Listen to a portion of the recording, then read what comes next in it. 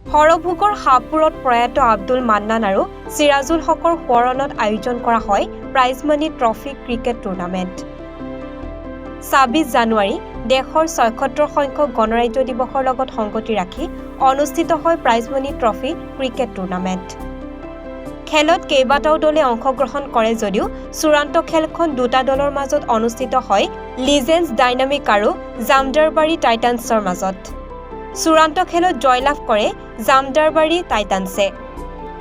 খেলখনত শতাধিক দৰ্শকৰ লগতে উপস্থিত থাকে কেইবাগৰাকী বিশিষ্ট ব্যক্তি। আজি আমাৰ শাহপুৰ ২৬ জানুৱাৰী উপলক্ষে আমাৰ আব্দুল মান্নান আৰু চিৰাজুল হক টুৰ্ণামেণ্টত আজি জামদাৰবাৰী টাইটান্সে আজি বিজয় লাভ কৰিছে।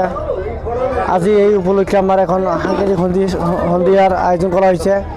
এই সাংকেতিক সন্ধিয়াৰ আয়োজনত আমাৰ সকলো ৰাইজে সহায় সহযোগিতা কৰিছে আৰু আমি এইখন অনুষ্ঠানৰ যোগেদি আমি আৰু আগবাঢ়ি যাব লাগিব। ভৱিষ্যতত আমি ইয়াতকৈ ভাল এটা টুৰ্ণামেণ্ট পাতিম আৰু ইয়াতকৈ ভাল এটা ফলাফল দেখাম।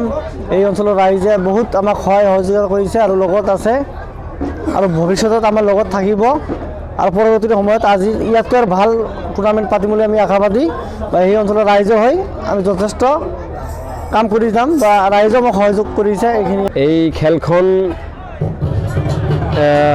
MSBCL টুৰ্ণামেণ্ট আৰম্ভ কৰা হৈছিল, য'ত ৭খনকৈ দলে অংশগ্ৰহণ কৰিছিল। তাৰে মাজত আহি জামদাৰবাৰী টাইটান্স আৰু লিজেণ্ডছ ডাইনামিকৰ মাজত ফাইনেল মেচখন হয়। তাতে ফাইনেল মেচত বিজয়ী হয় জামদাৰবাৰী টাইটান্স আৰু আজিৰ খেলখনত বহুতো জনসাধাৰণ ইয়াতে ভিৰ কৰিছিল। খেলখন খেলি বহুত ভাল লাগিছিল। তাতে ময়ো এজ এ প্লেয়াৰ হিচাপত আছিলোঁ।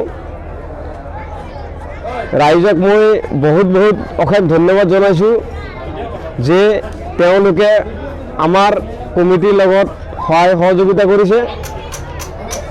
শেষত মই